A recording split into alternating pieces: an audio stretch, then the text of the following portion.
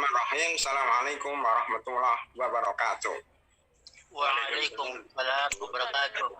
Alhamdulillahirabbil alamin wassalatu wassalamu ala asrafil anbiya'i wal mursalin ala alihi wa sahbihi wat tabi'ina lahum bi ihsanin ila yaumiddin tsumma amma ba'd. Terima kasih atas waktunya kepada para pembicara yang kami hormati dan seluruh peserta yang ada. Pertama kali, marilah kita bersyukur kepada Allah Subhanahu wa Ta'ala pada pagi yang cerah ini, satu hari sebelum berpuasa, insya Allah Majelis Fatwa Dewan Dakwah Islam Indonesia mengadakan webinar hasil telah fatwa tentang wakaf. Ini harus kita syukurin. Dalam beberapa bulan terakhir ini, Majelis Fatwa telah mengadakan hasil telah fatwa dan sebagian diwebinarkan. Alhamdulillah antusias masyarakat lumayan besar ya terhadap kajian-kajian Majelis Fatwa. Untuk kesempatan kali ini yang akan dibahas ada tentang wakaf uang dan bagaimana cara mendongkrak ekonomi umat melalui fatwa wakaf uang ini. Tentunya ini masalah yang tidak mudah dan tidak sederhana karena berhubungan dengan ekonomi umat. Untuk masalah fatwa, saya kira sudah cukup ya fatwa yang dikeluarkan oleh DSN MUI pada tahun 2012. Ya. Pada tahun 2012 berarti sudah 8 tahun. Yang berisi 5 poin, intinya wakaf uang itu boleh. Dan sebelumnya, jauh sebelumnya pada tahun 2004, Undang-Undang nomor 21, ya Undang-Undang Pemerintah nomor 21 telah menetapkan kebolehan fatwa, kebolehan wakaf uang 2004. Jadi sudah hampir 20 tahun, Ya. Sudah ada undang-undang tentang wakaf uang. Bahkan kemudian BWI yang di sini ada Ustaz Edi Tanjung itu pada nomor 1 ya telah melakukan pedoman pada tahun 2020 ya telah melakukan pedoman pengelolaan dan pengembangan harta benda wakaf yang kemudian diatur ya khusus wakaf uang itu pada pasal 5 sampai pasal 19. Artinya udah cukup ya kalau untuk masalah literasi, masalah fatwa ya tentang kebolehan wakaf itu sudah cukup memadai. Apalagi kemudian Imam Zuhri yang wafat tahun 124 Hijriah telah memfatwakan bolehnya wakaf dengan dinar. Jadi sudah hampir 14 abad masalah wakaf uang itu udah maklum gitu. Permasalahannya adalah sekarang dengan judul tema yang adalah bagaimana wakaf uang yang difatwakan oleh Imam Zuhri 14 abad yang lalu kemudian diteruskan oleh negara-negara Islam yang lainnya termasuk negara Turki. Ya, negara Turki itu sebenarnya sudah melaksanakan wakaf uang ini sejak lama ya. Bahkan sejak abad 15 Maki. Sekitar sejak 400 tahun yang lalu. Luar biasa sudah diterapkan pada zaman Turki Utsmani. Bangladesh sejak tahun 98 ya lewat tokohnya Manan itu. Ya, kemudian di Sudan, Kuwait, Mesir, Saudi itu sudah berjalan cukup lama. Tinggal Indonesia ya. Indonesia ini ya menariknya bahwa mayoritas penduduknya Muslim.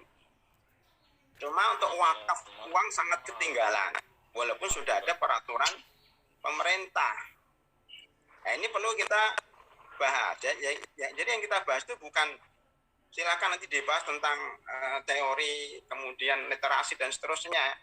Wacana itu udah lama. Tapi yang perlu kita bahas sebenarnya adalah bagaimana mendongkrak ekonomi umat lewat wakaf ini khususnya di Indonesia. Sebagaimana tema webinar ini kerjaan yang tidak mudah. Ya. Tentunya nanti insya Allah BWI yang diwakili Ustadz Hendri Tanjung mudah-mudahan bisa lebih banyak memberikan masukan ya. Kita lihat namanya Indonesia ini pertama negara dengan jumlah musim terbesar di dunia Kemudian termasuk negara yang paling dermawan, ya. Kalau infak tuh, masya Allah, terutama ibu-ibu, ibu-ibu ini, masya Allah, makanya wakaf ini mestinya dilibatkan ibu-ibu. Di sini cuma ada satu ibu aja, ya, harus ada ibu-ibu yang banyak. Karena kalau tanpa ibu-ibu, wakaf mandek, ya. Jadi negara Indonesia ini termasuk negara yang paling dermawan sebagaimana di dalam World Giving, ya, indeks 2019. Itu sudah diakui dunia. Mestinya wakaf uang di Indonesia itu luar biasa. Bahkan pemerintah atau BPI telah mencanangkan bahwa potensi wakaf di Indonesia 180 triliun. Oleh Presiden Jokowi menyebutnya 200 triliun.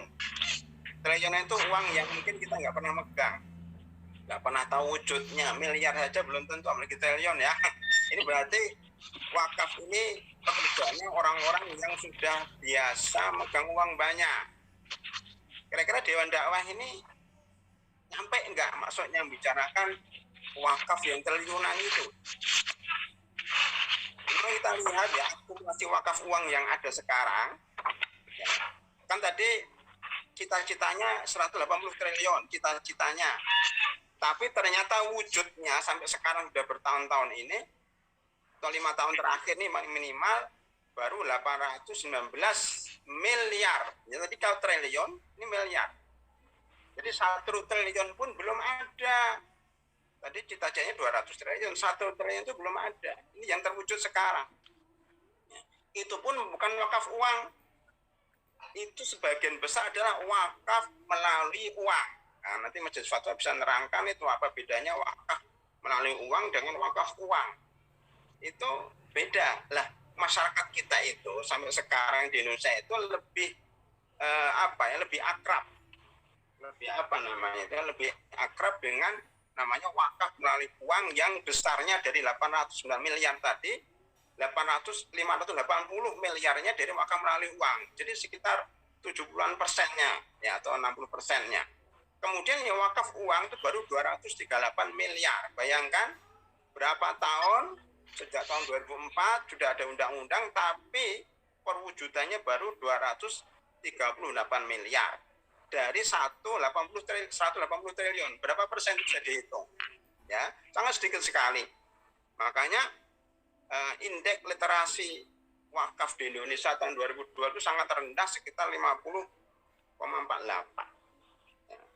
Kemudian padahal, ya, bank yang sudah ditunjuk itu sekitar 23 bank syariah dan 260 lembaga sudah menjadi nazir daripada wakaf. Nah, sekarang secara sekilas saya akan menyampaikan, nanti tolong didiskusikan oleh para pembicara yang 3 itu. Saya ingin menyampaikan saja, tadi kan cita-cita, ya, itu mungkin banyak orang sudah tahu. Saya akan menyampaikan beberapa problem kenapa wakaf uang di Indonesia tidak bisa cepat. Pertama, ya, bahwa realita menurut Kementerian Agama itu hingga dari tahun 2011 sampai 2018 rata-rata hanya 31 miliar per tahun itu baru kumpul. Jadi sekitar 7 tahun itu baru terkumpul 31 miliar. Ya, makanya termasuk rendah, ya, penyerapannya. Dan bahkan literasi wakaf uang itu hanya 0,472. Maksudnya literasi itu apa? Masa itu nggak tahu. Masyarakat itu kurang tahu tentang wakaf uang. Makanya, ya, saya bersyukur kepada Majelis Fatwa yang hari ini, ya, mensosialisasikan wakaf uang.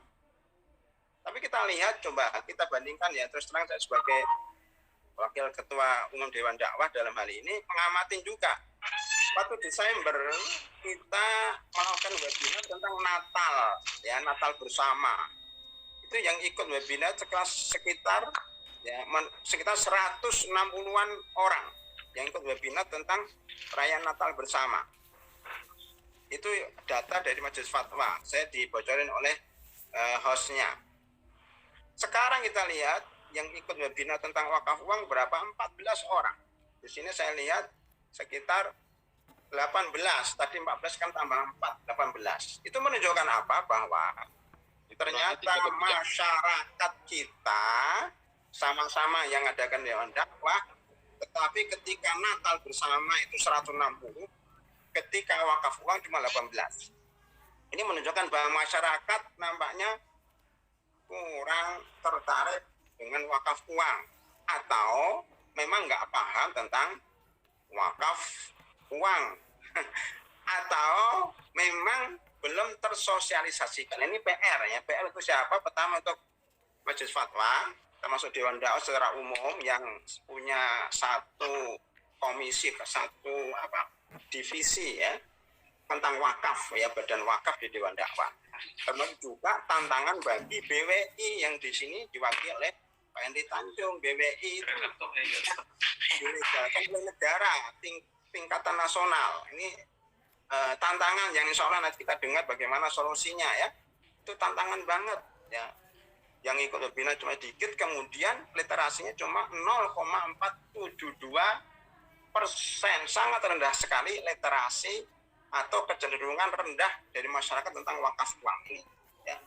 Bahkan wakaf uang pun ya itu sampai 0,2% bahkan kalau ya tentang wakaf uang. Kemudian dari sisi wakaf uang apa namanya literasi.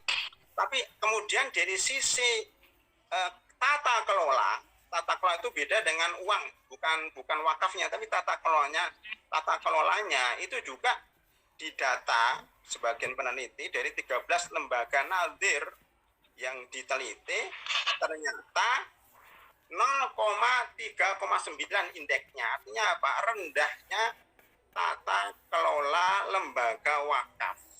Saya nggak mengatakan BWI, tapi mungkin lembaga-lembaga wakaf di bawahnya, termasuk namanya Dewan Dakwah Islam Indonesia. Ini badan wakaf pun baru mau mulai dibentuk, baru mulai, jadi belum berjalan, baru mulai ditata, dirapikan. Ya Alhamdulillah sudah mulai ada kemajuan. Tapi kalau kita lihat berarti tata kelola kelembagaan wakaf di seluruh Indonesia sangat lemah.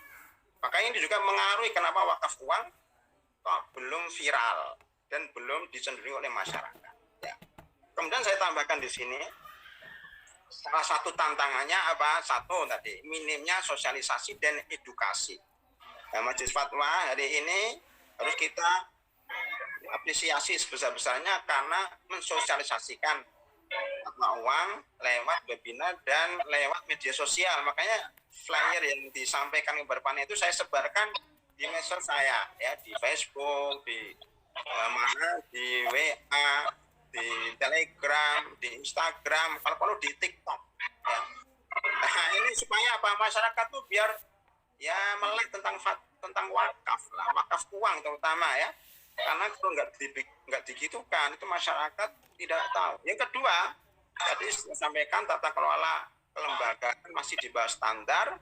Yang ketiga, fundraiser-nya itu sangat sedikit.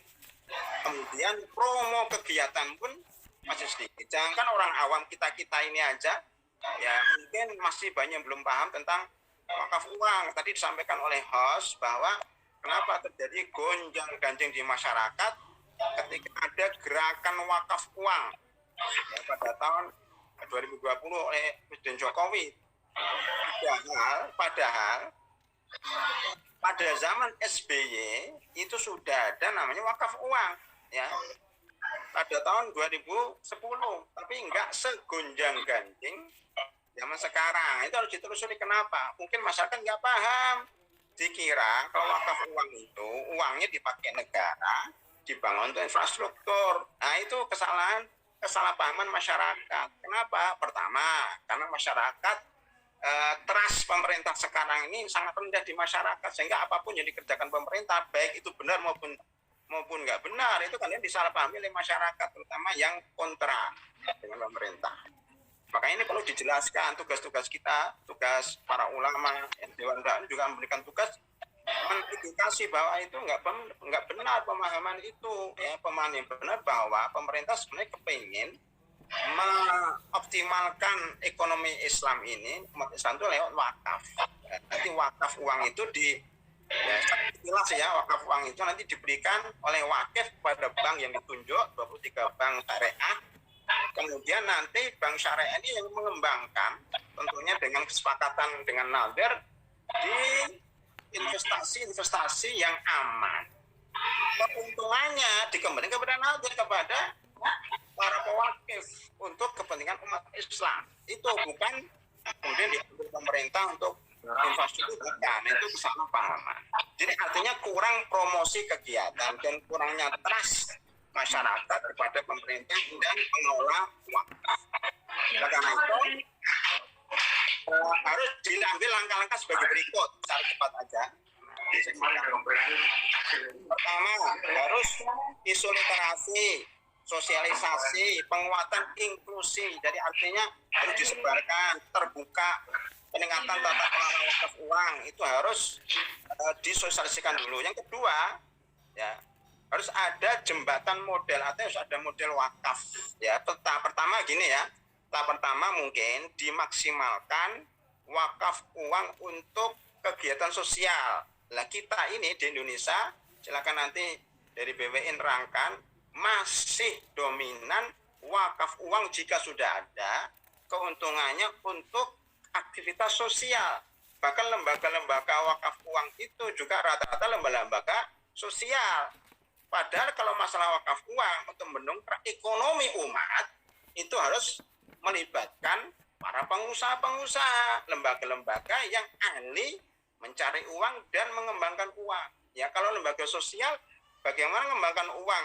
Kayak Dewan Dakwah itu, untuk operasional lembaga sosial aja kadang-kadang kempas-kempis. Ya, oleh karena itu harus merangkul lembaga-lembaga yang sudah pengalaman di dalam mengembangkan keuangan. Maka tidak apa-apa, pertama kali, karena ini wakaf uang belum dikenal, seandainya sudah ada keuntungan dari wakaf uang itu, pertama kali untuk pembangunan masjid, pesantren dan sebagainya, ini nggak masalah, tapi ini tingkat yang paling rendah. Yang kedua, wakaf uang untuk aktivitas produktif. Karena belum mampu, maka harus digabung dana wakaf dengan dana investor. Jadi kalau kayak Dewan Dakwah, seandainya nanti punya keuntungan wakaf uang, itu untuk investasinya harus digabung dengan dana investor. Karena sampai sekarang berapa pengumpulannya kan nggak cukup untuk investasi, maka harus digabung dengan kerjasama dengan investor. Yang ketiga, tahap ketiga ya, itu kedepannya wakaf uang itu harus melibatkan perbankan. Sampai sekarang sudah melibatkan perbankan, cuma kadang-kadang perbankan syariah sendiri, ya mohon maaf ya, harus diakui itu mandek, artinya perkembangannya sangat lamban dibanding dengan perbankan konvensional. Makanya ya ada usaha untuk mengembangkan dengan digabungnya bank-bank syariah pemerintah menjadi BSI. Tapi apakah itu bisa maksimalkan, bisa mengembangkan bank syariah? Nah, itu nanti kita lihat dulu. Kalau bank syariahnya aja kurang berkembang, bagaimana wakaf yang dititipkan ke bank syariah? Apakah itu bisa berkembang? Lah itu masalah. Ya, saya tidak mengatakan nggak mungkin, tapi ini masalah yang harus kita selesaikan ke depannya kalau kepingin mengembangkan ekonomi umat. Ya. Kemudian yang terakhir, ya tentunya tahap terakhir ini nanti insya Allah kalau tahapan-tahapan sudah dilalui, entah 5 tahun, 10 tahun, 20 tahun, tujuan terakhir nanti nadir sendirilah yang sudah dilatih, lembaga-lembaga wakaf itu sudah dilatih, itu nanti mudah-mudahan bisa mengembangkan hasil wakaf uang untuk aktivitas produktif yang sepenuhnya dipegang oleh nadir. Tapi sampai sekarang itu belum, masih jauh.